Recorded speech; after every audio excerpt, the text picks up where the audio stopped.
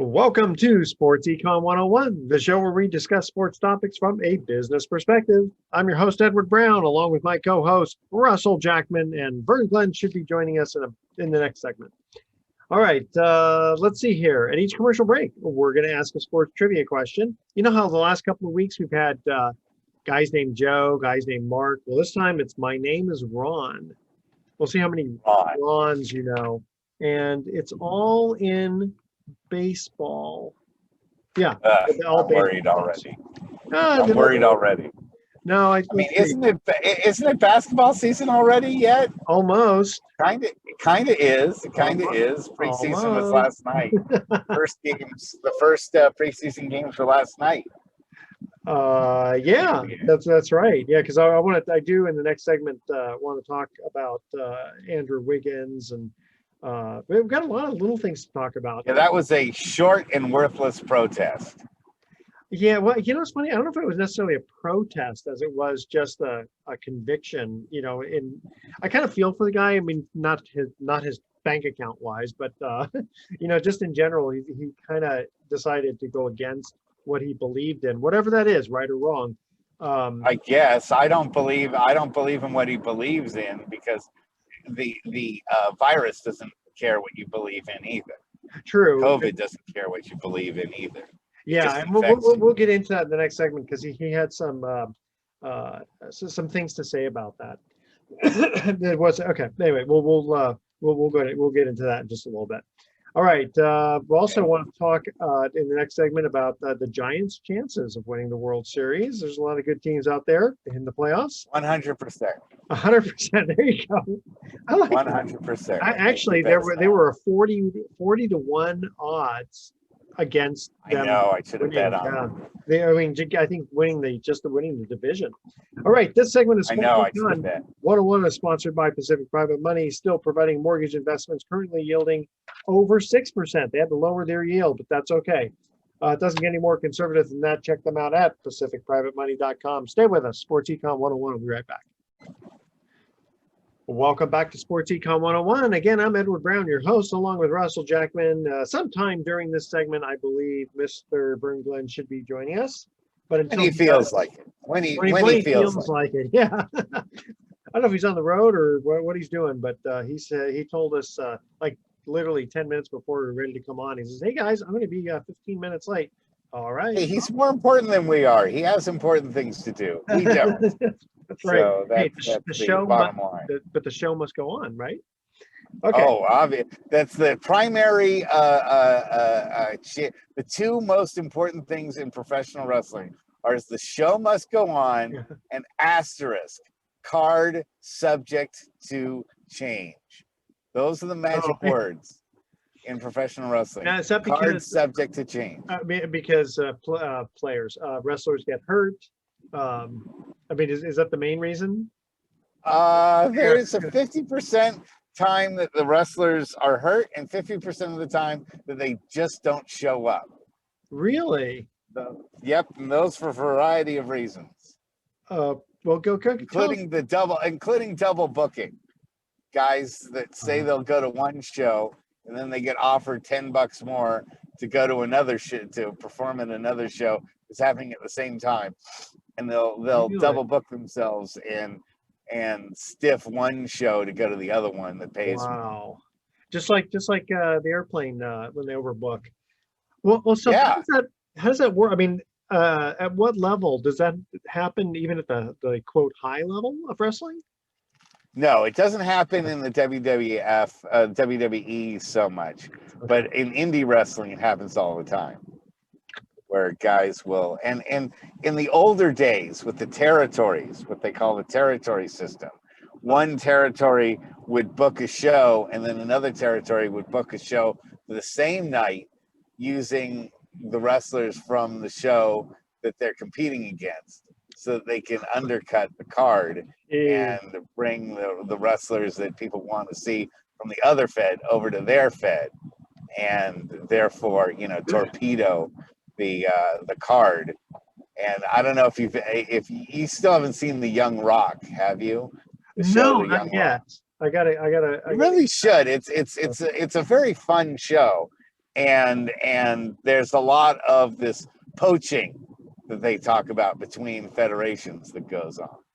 And also there's a new show out called Heels that's on Stars Network. Okay. You heard of it? No. It's about an indie wrestling federation in the South. Huh. And it's a Hollywoodized version of what indie wrestling is about. But I found it fascinating. It's too polished and nice looking to be exactly what I experienced in the indie feds. But within the show itself, there's some real gems about wrestling philosophy and what makes a show work and how you promote a show and how you keep a federation together. And I kind of like it. And the acting is very good. It's one of those shows without any stars in it, without anybody that's famous. But I have a feeling that a number of people are going to become famous from it. It stars the guy from Arrow from the Oh yeah, interesting. Yeah, that it's I don't know how do you find all of these various independent shows? Yeah, and it was a superhero show, and the guy who is the Green Arrow is the main character in the in Heels, and it's about two brothers that are running their dad's independent wrestling federation in the South. Also, it's on the Stars Network, and it's pretty good. You know, if you're looking for something additional to watch, and you're waiting for the new Sopranos thing to come out. Oh, that's right. Yeah, now that one I know about. How do you find about all these other ones? Well, because people talk about stuff on the grapevine and Facebook and Gotcha. other things, you know. So when people bring it up, I go and I check it out. So I want to. So I want to ask you, because you brought up about these guys who will undercut, other ones. And I mean, now you mentioned the dollar amount of $10, but is that like literally? Were you being facetious with that number, or are you serious? $10 would make them go from one to another. depends on how poor the guys are, but a lot of guys don't get paid anything, or what we say is a hot dog and a handshake. Guys show up and they get told there weren't enough people at the show, and the ring truck broke down on the way, so they had to go rent another truck, and that took all the money that they were going to have to pay the wrestlers. So there's times that guys, drive 100 miles to a show and don't get paid anything. So how, first of all, how much ordinarily would the wrestlers get paid, and how much would it cost for the fans to watch the show? Well, most shows these days are probably about $15 per person, Okay. $10 to $15 per person. There are shows though where they'll let kids in for $5. I mean, anything's good if you're paying in cash at the door. I've never seen a promoter turn someone away when they were willing to pay for a ticket, even when it was something like $5. They're like, you know what? First of all, you want as many people in the audience as possible. Exactly. So what they call those paper crowds, where you give away a lot of tickets for free, but you get a big crowd. You're not making any money, but at least the wrestlers feel good that they're not wrestling in front of 12 people. I have been to a show. I have performed at a show where the wrestlers outnumbered the audience. Oh no! How and it was bad. Ordinarily, at a decent size venue, how many people in the audience would there be? Well, it's declined. It's declined a lot over the years. It used to be a good crowd was 300, and then you'd make money at around 400, and then it dropped down to 200, and then it dropped down to 150, and then 100. And if you get under 50, that's what's called a bomb scare.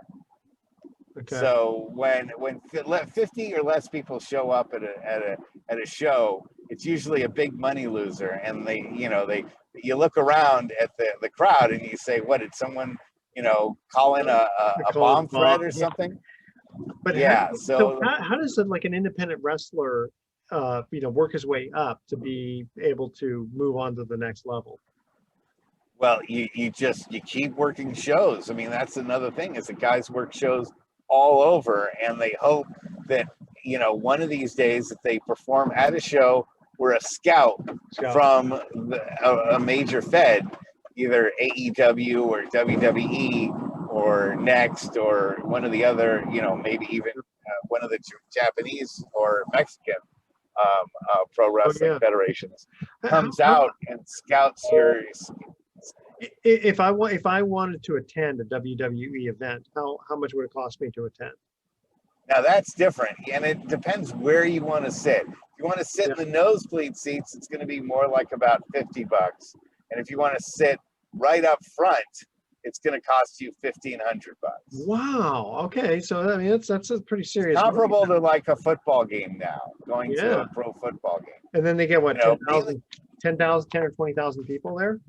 Well, when you think about it, there's a lot fewer wrestling shows, especially live ones, going on these days. So, where you're guaranteed to get 8 home games for an NFL game, and you get 41 NBA games, and you get 81 baseball games.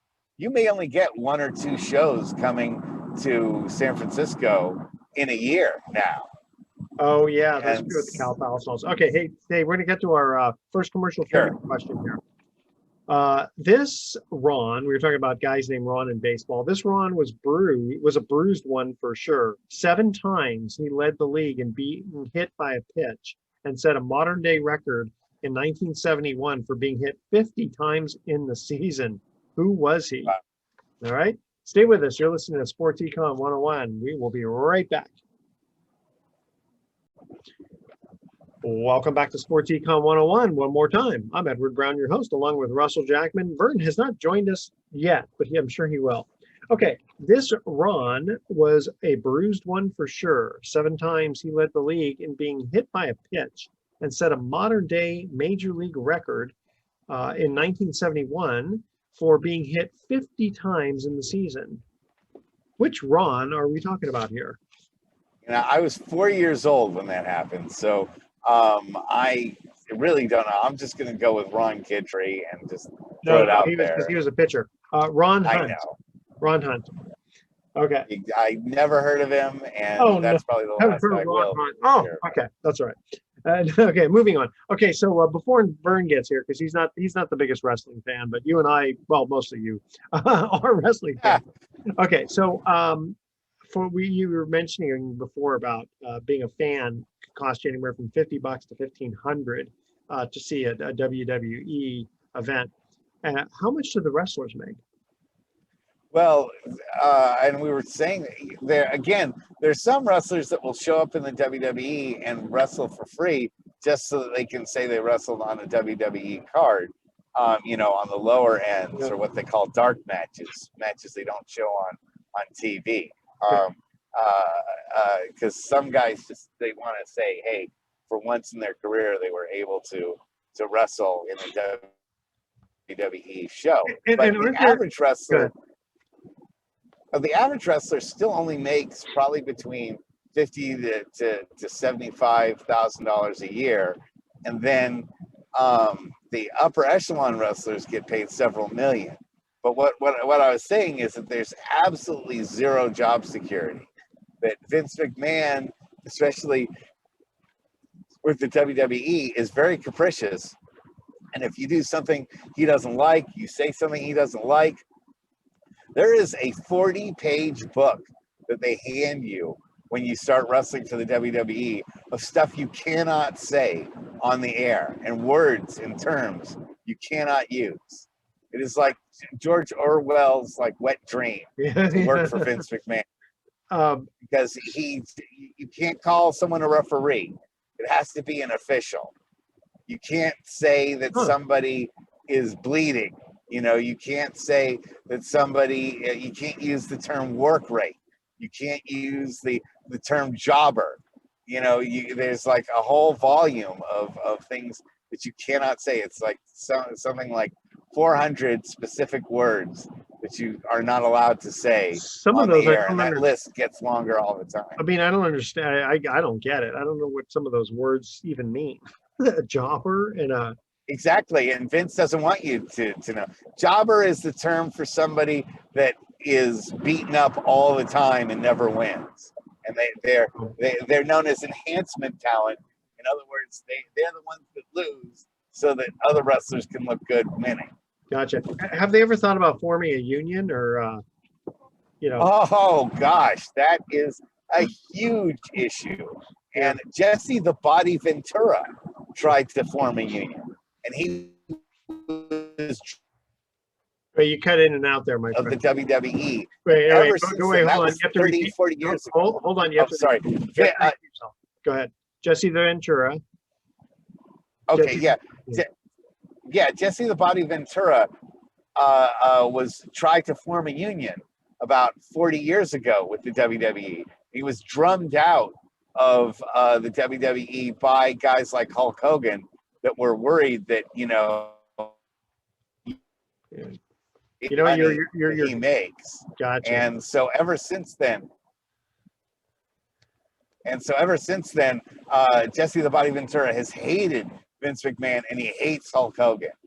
And if he were ever in charge, I think he would force the WWE to accept unionization. Well, didn't he become wasn't he governor of Minnesota? Yeah. Yeah. So yes, he was. Yes, maybe he in was. that state, one of the better ones. He had some control in that state, maybe. I don't think that the WWE did a single event in Minnesota when Jesse the Body was governor. Wow. That's right. Yeah, those guys. And now, if you know how you said that, like some of these guys, they have to kind of prove themselves, and they'll wrestle for free, etc. Then I got to think that you get certain people like Andre the Giant, who basically he's just going to be a draw just because he's so big. That all he has to do is just show up, and just go, okay, I'm a wrestler. Well, I mean, I know he has to be taught certain things, because they have to have some moves. They have to learn wrestling, but I got to think a guy like that's got a huge advantage to just showing up. Wouldn't you think? Isn't that true? Sure. And the WWE recently had the rapper Bad Bunny as part of the WWE, and he got pretty much into wrestling just because he was a fan and because he's got a big name. And there's guys like Dennis Rodman and Karl Malone who wrestled for WCW, and they didn't have any wrestling skill. They were just there because it was Dennis Rodman and Karl Malone. Gotcha. And then now George Kittle, he's a big wrestling fan, I think, right? So maybe when he retires, he'll want to go in the ring. I wouldn't be shocked if we eventually saw Kittle. Obviously the 49ers won't let him get in the ring right now. No, not now. Yeah. But Kevin Green was a wrestler. Oh yeah. McMichael. Oh, McMichael. Yeah, Mongo McMichael. Yeah.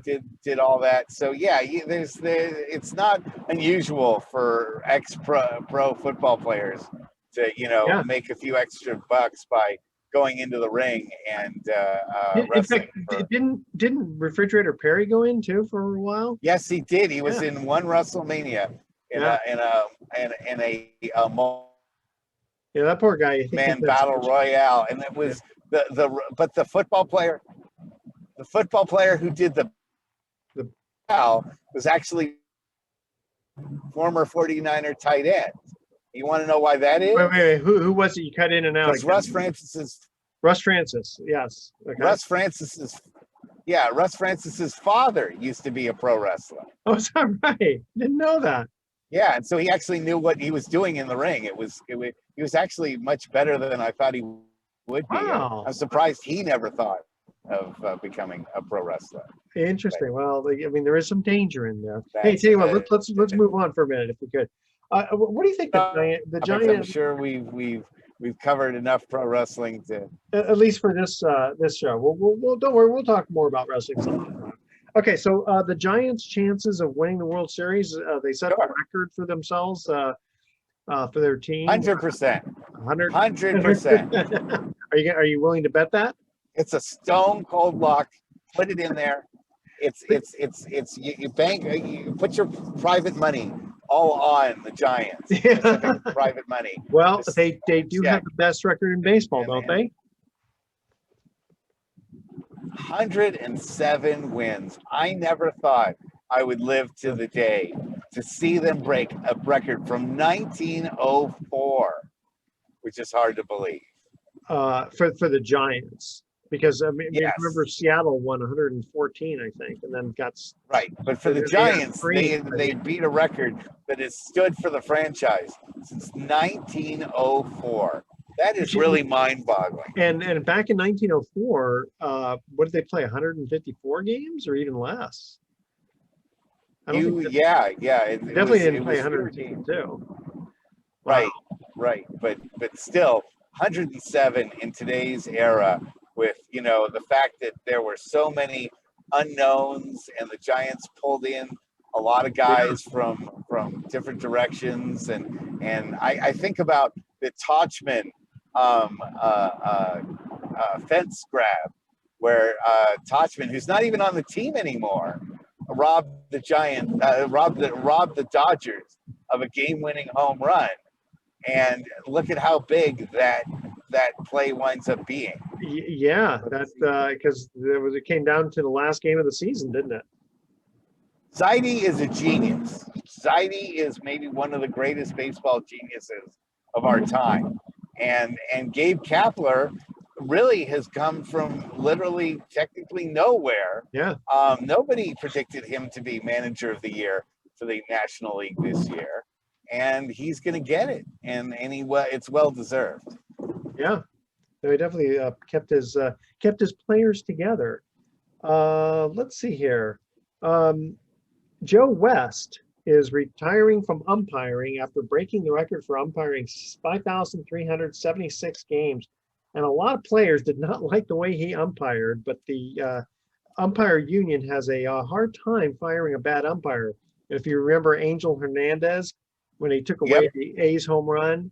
That was the first thing that I was going to say about how hard it is to fire an ump, aka Angel Hernandez. Even with replay. He's not popular with Giants fans either, by the way. Yeah, I know. It's kind of crazy. Hey, we'll continue on in just a minute. We're going to get to our next commercial break. All right. So we're talking about baseball players named Ron, and I hear Mr. Vern Glenn is joining us. So Vern, he can answer the question. Yeah, I was gonna say, Vern, you're right on time. Hopefully, you'll hear this question because I can tell. Okay. All right. We're talking about baseball players named Ron. This Chicago Cub third baseman was the third big gun in a trio of home run hitters amongst Ernie Banks and Billy Williams. Who was this Ron that wore number 10? We'll give you a little hint on that. All right, stay with us. You're listening to Sports Econ 101. We'll be right back. Welcome back to Sports Econ 101. I'm Edward Brown, and Mr. Vern Glenn has joined us. Vern, you're kind of sideways there. I think you got your Am I sideways? Yeah, you got your camera sort of sideways there. That's okay. And Russell Jackson. There you go. Fix it here. All right, here's our second trivia question. This Chicago Cub third baseman was the third big gun in a trio of home run hitters amongst Ernie Banks and Billy Williams.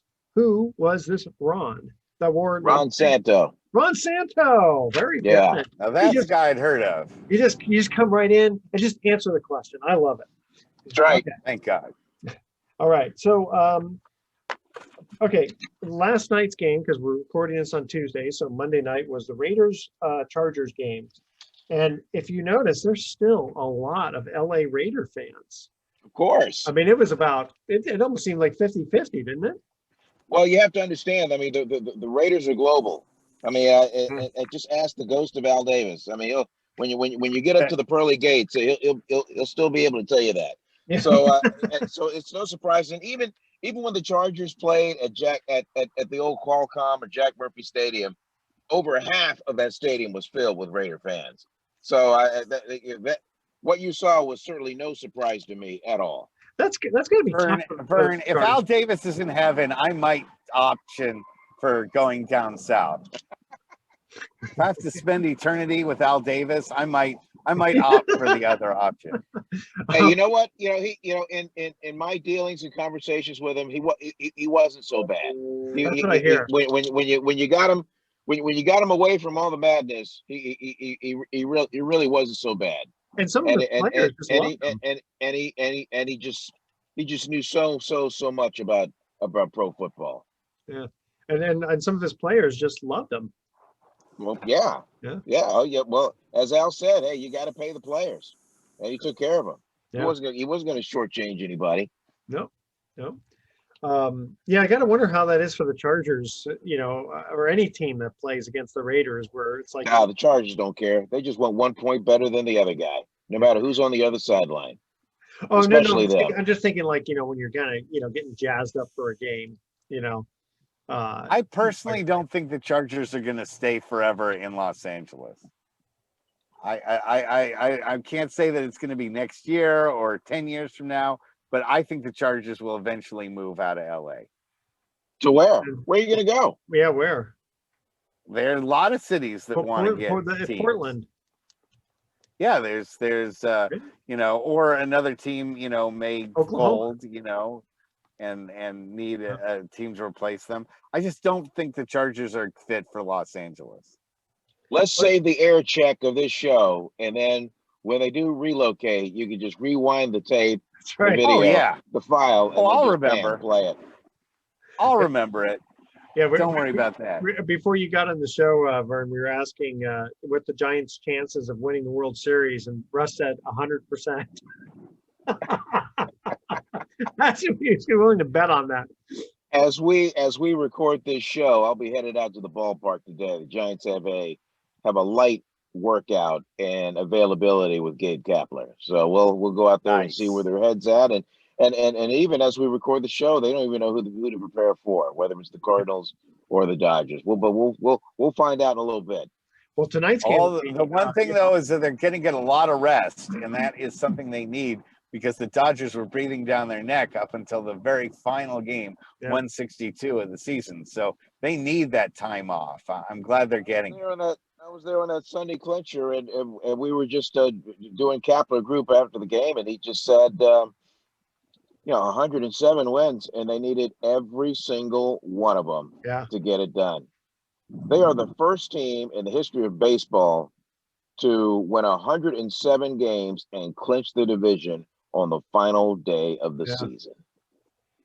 Crazy. Well, tonight's game will be interesting. Nice little classic, Yankees, Red Sox, huh? Well, yeah. I mean, the league loves it. The league loves it. The networks love it. It moves the needle like nothing else. So, but the league wishes it was a 7-game series. They're a little bummed that it's just a 1 game. That's money. I got a strange question for you, because I've got a few things about last night's game. First of all, taunting penalty against the Raiders. And if you look at the play, Darren Waller, I mean, he was just excited. He didn't taunt anybody. And I wonder if that's the sort of thing the refs could review. It's a judgment call. Taunting. That's a judgment call on the refs. And every crew is different. Yeah, I mean, and it's funny because it turns out they were saying on the broadcasters were talking about how a lot of the coaches in the league had actually been a factor in setting up the taunting rules. So it wasn't just, a bunch of the refs kind of getting together and go, hey, we don't like this, we're going to just set up these new rules. I mean, there's a committee, and a lot of coaches are on that committee to where they set the rules and address what needs to be augmented. So yeah, there's a few of the more veteran coaches that are on that board to oversee that kind of thing. Okay. And then, so SoFi Stadium, it's got a roof, and the Monday night, but it's not. It's got a roof, but it's not completely enclosed. Exactly, and that's what I'm going to get to. Okay, so the game was delayed 35 minutes due to lightning, and the reason is because the sides of the stadium are open. But that's right. I'm looking at this and going, okay, what does that have to do with the players on the field? And also, if it was that dangerous, should they have evacuated most or if not all of the stadium? I mean, just delaying the game. Well, they were having power outage issues too. So I think that was one of the other reasons for the delay was the power outage. Yeah, obviously that's going to be a major thing, but it just sounded like that they, kept talking about delaying it because of lightning. I mean, I understand if you're on a golf course, then you're really subject to getting hit, and you want to take cover. But it didn't look like anybody was necessarily taking cover. They just kind of said, "Well, here, let's just not play the game yet." So it seemed a little Easy for us to say, thousands of miles away. I mean,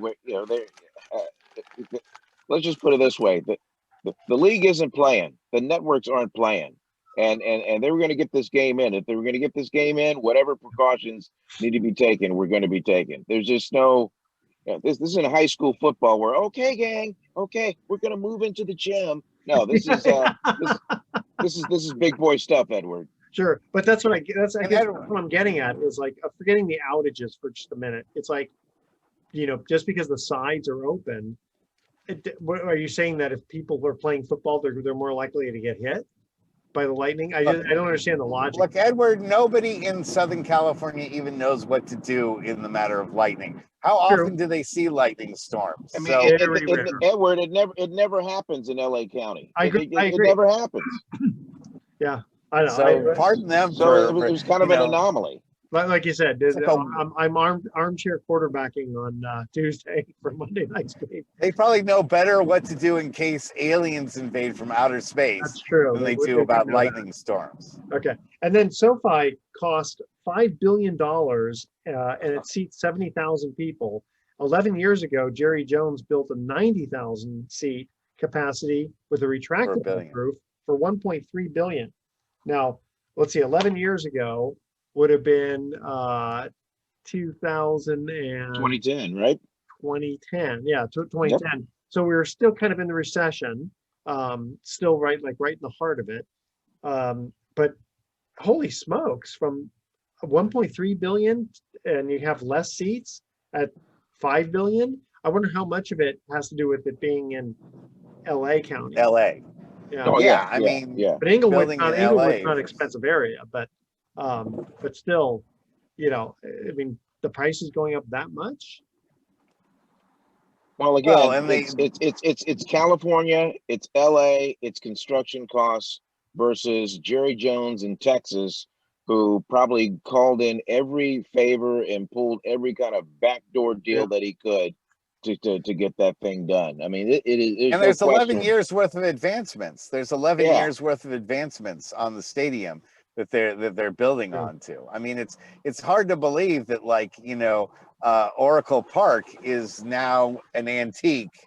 When it first got built, obviously brand new, but now 20 years later, it's an antiquated stadium. So he's got the big jumbotron and he's got the big retractable roof. What improvements does SoFi have that we know of compared to what Jerry built? Well, one thing is they had to make it earthquake safe, which is something you don't have to worry about so much in Texas. That's a good point. Yeah, that's going to raise your costs. Yeah, retro very expensive. In AT&T Stadium, Jerry Jones Stadium, it's so big, Edward. You could have 15 to 20 different other events going on in and around that stadium, separate from the game. It is huge. It is huge. Yeah, well, I mean, just being able to fit 90,000 people, you got to figure that's pretty big. Mm-hmm. Okay, moving on here. So Andrew Wiggins decided to go against his conscience and get the vaccine because the vax. Yep.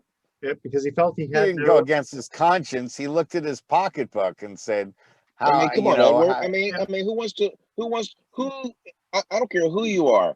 Yeah. But who wants to lose $375,000 game checks? Yeah. Oh, I know. I agree. I mean, I was telling Russell before that I said I feel for him, not so much his pocketbook issue, but it's like he himself, right or wrong, okay, let's not make the judgment on it, but he himself really didn't want to do this because he, according to what I was reading, he was really concerned about some long-term effects, like he doesn't know what's going to happen, but he wants to provide for his family, he wants to have more kids and all that. And yeah, not playing at home games would have cost him $340,000. And even though he was not granted the exemption from the Warriors, he doesn't blame the Warriors because San Francisco Health Department wouldn't have, even if he got the exemption from Right. the Warriors, he still would have had to Right. San Francisco. So that didn't work. Not just San Francisco, but New York as well. He tried everything he could. It didn't work, and so it's like, look, this is the price of doing business. Just go ahead and get your Johnson and Johnson, and he did. Yeah, it's that's what it is. Did he 90% of the NBA has gotten vaccinated now. Yeah. So there was no he wasn't standing up for something. That's no. He just was trying to make a personal. It's what I gather. He was just trying to make a personal choice. He wasn't trying to make a bandstand or something. He was just saying. And the long-term effects of COVID, I guarantee you, getting COVID and the long-term effects of a severe COVID infection are way worse than anything that people are ever going to get from this vaccination. Probably, yeah, exactly. But actually, didn't he? I think he said he had COVID, and it just wasn't a big deal for him. Again, he did say that he himself got COVID, and he didn't think it. I guess it did not reach his expectations on the kind of on how it affected him. Exactly. And everybody's it affects everybody in different ways. Exactly. And so for him personally, he was saying, gee, why should I do, if I've gotten it and I've gotten over it, if I do something different, who knows what can happen? For long term, listen, we'll never know, will we? No. And some people are getting reinfected. Some people are getting reinfected by the D variant. And so, just because you got the original COVID, Vern, doesn't mean that you won't necessarily get the D variant. That's true. Hey guys, let's get to our last commercial break. Talking about Ron. You guys will know this one. This outfielding Ron was with the Mets during their worst and greatest time. He batted 400 in the 1969 World Series, in which the Mets won. Who was this Ron? And I didn't realize this, but his nickname was Rocky. Didn't know that. Okay. Stay with us. Sports Econ 101. I'll be right back with some closing comments. Welcome back to Sports Econ 101. Last time for today, I'm Edward Brown, your host, along with Vern Glenn and Russell Jackman. Here's our third trivia question. This outfielding Ron was with the Mets during their worst and greatest time. Because I guess he must have been there in '62 when they were like the worst team in baseball. He batted 400, though, in 1969 in the World Series, in which the Mets won. Who was this Ron? Nicknamed Rocky, which I didn't know that was his nickname. Who was that Ron? Okay, well, here's Lincoln this morning. Okay, so Ron Santos? No, we already had Ron Santo in the Cubs. Yeah, he was a Cub. Okay, so this Ron, I still remember this to this day, being in like third or fourth grade. We got to watch the World Series during lunchtime because back then they played all the games at daytime.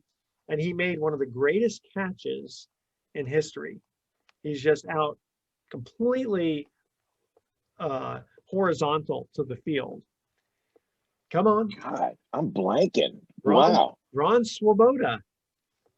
Ron Swoboda. Wow. Yeah. I completely forgot about him. Yeah, I completely forgot about him. He didn't really do much, but that's if you watch the World Series, look at Ron Swoboda making a catch in I think center field, and then keeping the Orioles from scoring on that. I think Brooke Robinson was on third, if I'm not mistaken. Great, awesome play.